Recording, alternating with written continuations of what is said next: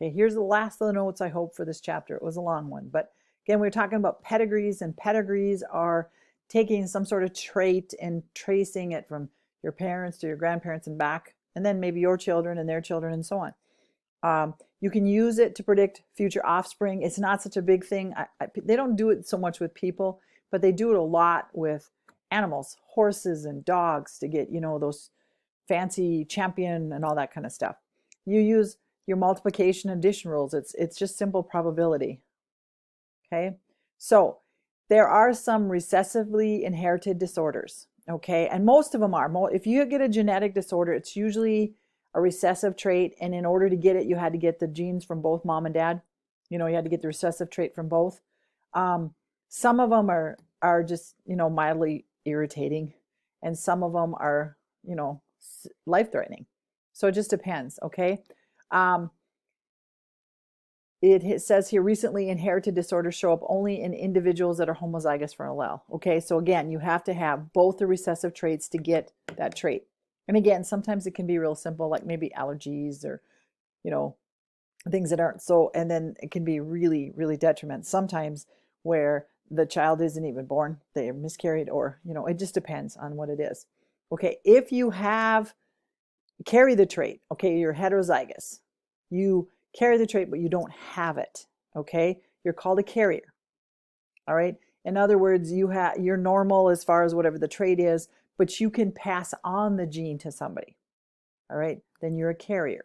And most people that are carriers don't even know they are. All of a sudden, they have this child born with this disorder, and it's like, where the heck did it come from, okay? Okay, one of them, an example is albinism, where you don't have any pigment in your skin, okay?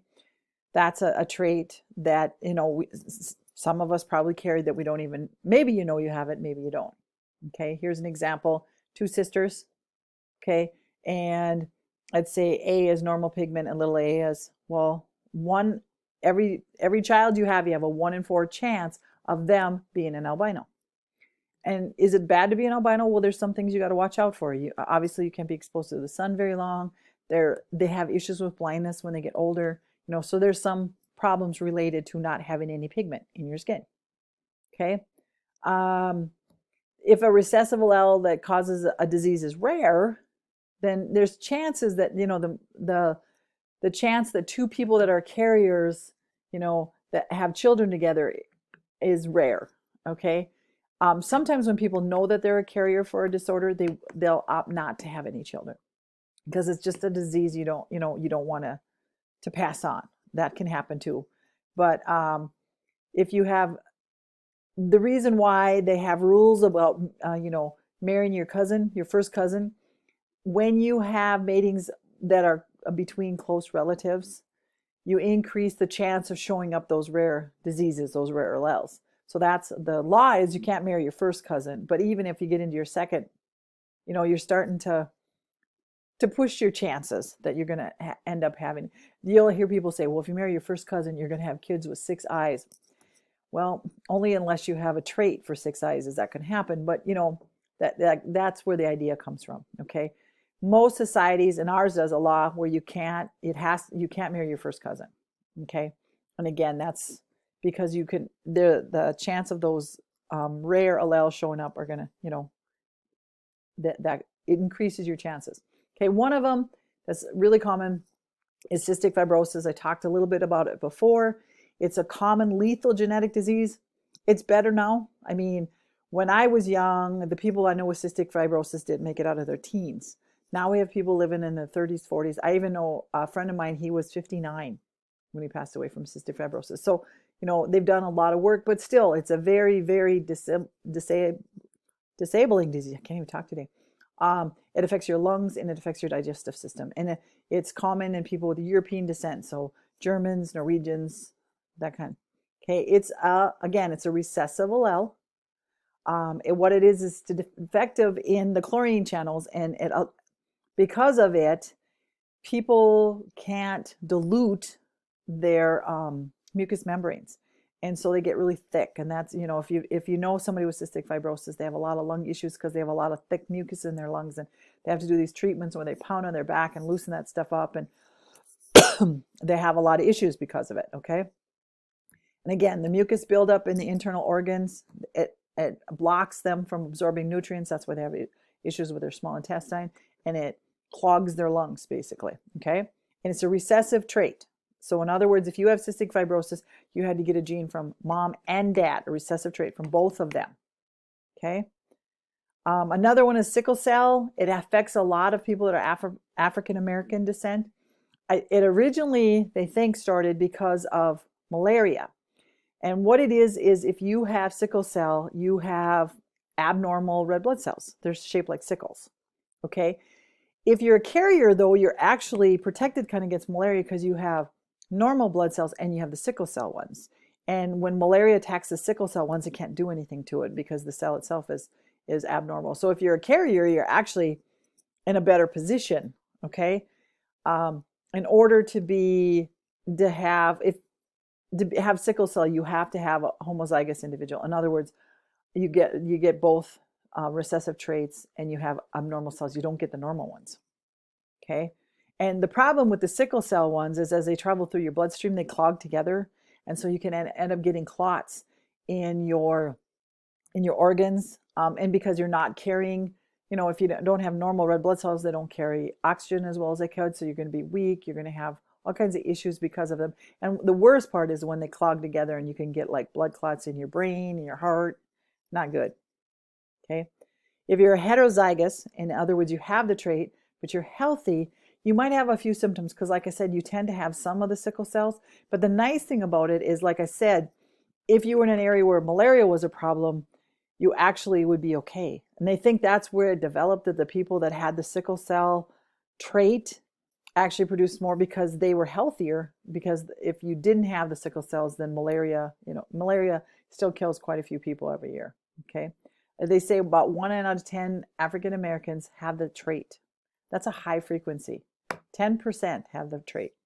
Okay. So if you're a heterozygous, if you have the trait but you don't have sickle cell, you are less susceptible to malaria. Again, so in regions where malaria is common, it tended to proliferate. Man, you guys, I can't talk today. Anyway, so that's where you got more and more of that occurring. Okay. And it shows you here, this is what a sickle cell would look like. And this is what a normal red blood cell would look like. This person would have sickle cell. This person would be a carrier. Okay. And again, if you have a cell that looks like that, it can't carry oxygen like it's supposed to. Okay. There's some dominantly inherited traits. Some of them are lethal. If you get that dominant trait, then most of the time, if it's a dominant trait and it causes a lethal disease, those are pretty rare. Okay. And those usually happen because of a mutation. Something happened to the chromosome that wasn't supposed to happen. Okay. Dwarfism is actually caused by a dominant form. So if you get the trait for dwarfism and you get a regular one, you're going to be a dwarf. Okay. That's a rare dominant allele. That one's, you're thinking, well, if I'm going to dwarf, you have to have two characteristics, two recessive, but nope, that one's a dominant one. Okay. Here's somebody again, a dwarf and normal. Normal means, the little d's. And so half if you have parents and one's a dwarf and one's normal, you have 50-50 shot of having dwarf. And it's really strange if you ever watched that show, Big World, Little People, Big World, or whatever it is. There's two dwarfs that got married and they have 4 children and only one of them's a dwarf. So that's really rare because this would be down here, which would really be rare for them. But they've got lucky. But now the son that's a dwarf has had 2 children and both of them have been dwarfs. So, okay. So the timing of onset disease varies too because there's some genetic diseases that don't show up until you're older. One of them is called Huntington's disease. It's a nasty disease. Basically what happens is your brain decays from the inside out. It's very degenerative, and people that get Huntington's, it's a dominant disease, but usually you don't know you have it until you're probably in your 40s. And a lot of times when you have a bad genetic disease, you decide not to have the children because you don't want to pass it on. But unfortunately, these people have already had their children because, they're older. So it's a rough one. Okay. And again, it doesn't usually show up until you're 35, 40, even older. It doesn't, now there's a test for it, but a lot of people don't want to have the test because they really don't want to know. Because if you're going to get Huntington's disease, then you're always looking for it. So there's issues like that too. There's all kinds of things about the testing and whatever. Okay. So it's a deterioration of your nervous system, especially your brain, and it's irreversible, and eventually it will kill you. And it's a nasty way to go. Okay. Sometimes there's multifactional disorders, like again, heart disease. Heart disease can be caused by people with diabetes, alcoholism, cancers. There's genetic, where you're prone to it, and then there's environmental. If you smoke, you're going to increase your chances of all of these, whether you have the genetics for it or not. So those would be environmental components, okay? So no matter what your genotype, sometimes your lifestyle is what affects your phenotype, okay? Yeah. So again, if you're exposing yourself to dangerous chemicals, then, if you drink a lot, you're going to get liver disease, and that's not something that's caused by your genes. That's just caused by what you were exposed to, things like that. Okay. You can get genetic counseling. It can give you a perspective of family history. If you have a family history of disease, if you find out you have a child with cystic fibrosis, you're going to look to see if you can figure out where they came from. And again, your child should be counseled, about the disease and so on. So you can look for histories. Okay. If you use family histories, then genetic counselors can help you determine your odds of having children. Okay. If you're both carriers of cystic fibrosis, you have a 25% chance of having a child with cystic fibrosis. That does not mean if your first child is born with cystic fibrosis that you're done. You get 3 normal children after that. That is not the case. Okay. Every single one of them could have cystic fibrosis, or every single one of them could be okay. It's that chance every time you have a child, not, once you have a child with cystic fibrosis, then you're not going to have any more, okay?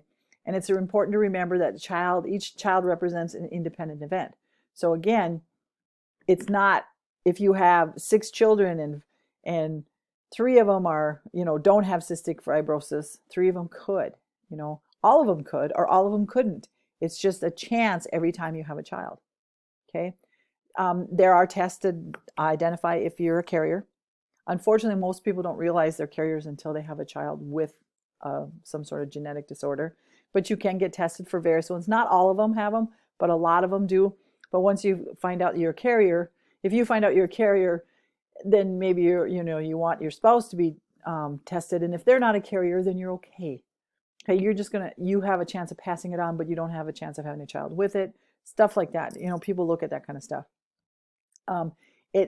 Sometimes, if both of you are carriers, you'll decide maybe to adopt because you just don't want the chance of having a child with that disorder, because it is very, some of them, like if you have a child with Tay-Sachs, you don't want to ever have another child with that, because it's, like I said, a child's normal, develops normal, and then goes downhill and dies. It's something that's hard to live through, something you don't want to do more than once. And some people will. Maybe that next time the child will be okay. I don't know. I don't think I could do it. Anyway, but it raises issues too about genetic test results, and do you understand what's going on, and what are you going to do with these results? And there's all kinds of moral issues and ethical issues and all that kind of stuff when it comes to testing. Okay, the fetal testing is there's a couple they can do. One's called amniocentesis, where they take some of the fluid around the baby and test it. They can do a karyotype and map out the chromosomes. Another one is called chorionic villi sampling. They actually take some of the placenta. In both cases, what they're doing is looking to grab some chromosomes. Okay, there's ultrasound. Sometimes they can tell stuff. Fetoscopy. These are other ones. And again, all they're doing is testing that child before it's born. Okay, and then a newborn screening. And if any of you guys had any kids, this one. They do some tests routinely before the child leaves the hospital. If you have a baby, when they take the blood out of the heel, they're testing for PKU. And PKU is a recessive disorder. It's not as uncommon as you think, and it's easily treatable. It's changing a diet. If you don't change the diet, the child's going to die. But if you do change the diet, the child's going to be fine. And you can see this if you look on certain foods. It'll say contains, it'll say phenylketonuria. It contains phenylalanine. It's one of the amino acids you can't be exposed to, or you're going to have issues. I'm trying to hurry. Oh, I did it. Okay. All right. So again, we're done with this chapter. Yay. It was a long one. A lot of information. Keep up with your assignments, and I'll hit you on chapter 15 next. Okay.